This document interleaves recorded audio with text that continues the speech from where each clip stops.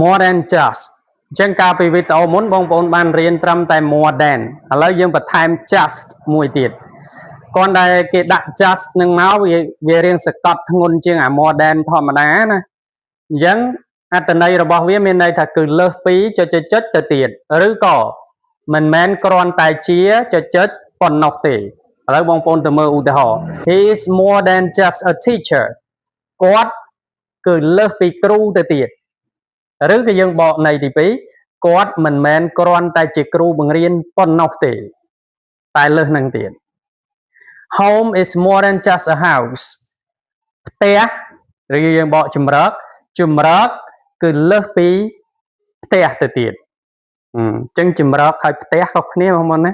ជំរកគឺសំដៅទៅលើអីគេអារម្មណ៍ feeling ផ្លូវចិត្តនេះ home ណា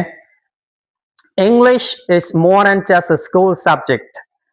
ភាសាអង់គ្លេសគឺលើសពីមុខវិជ្ជានៅសាលាទៅទៀតណគឺលើសពីមុខវិជ្ជានៅសាលាទៅទៀតឬក៏មិនមែនគ្រាន់តែជាមុខវិជ្ជានៅសាលាប៉ុណ្ណោះទេតែវាលើសនឹងទៀត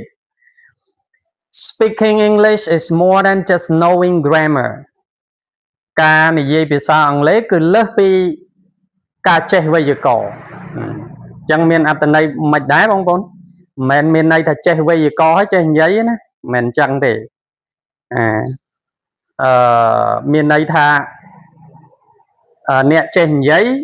មិនអាចថាចេះវេយ្យាករណ៍ហើយអ្នកចេះវេយ្យាករណ៍ក៏មិនអាចថាចេះនិយាយបាន fluent ដែរចង់និយាយអញ្ចឹងមិនខ្ញុំអត់បដិសេធរឿងវេយ្យាករណ៍ណាវេយ្យាករណ៍សំខាន់ប៉ុន្តែជំហានដំបូងបងប្អូនទៅរៀនស្អីគេមុនណាជំនាញអីគេមុនតើទៅរៀនវេយ្យាករណ៍មុនឬក៏ vocabulary មុនអញ្ចឹងវាមានចំណុច2ដែលយើងត្រូវបដោតទី1 vocabulary ហើយ grammar អាពីរហ្នឹងដែលនាំឲ្យបងប្អូនទៅចេះអា skill ទាំង4វាមានអីគេ listening skill reading skills writing skill និង speaking skills នេះក៏ខ្ញុំបញ្ជាក់បន្ថែមទេប៉ុន្តែបើយើងអត់ទាន់ចេះ vocabulary អីទេហើយទៅរៀន grammar អាហ្នឹងគឺ 100% គឺ quit ហ្មងគឺបោះបង់ចោលហ្មងឈប់ហ្មងព្រោះអីយើងអត់ទាន់មានដើមទុនហ្មងហើយយើងទៅចាប់វេយ្យាករណ៍ហ្មងអត់ទាន់ទេអូខេ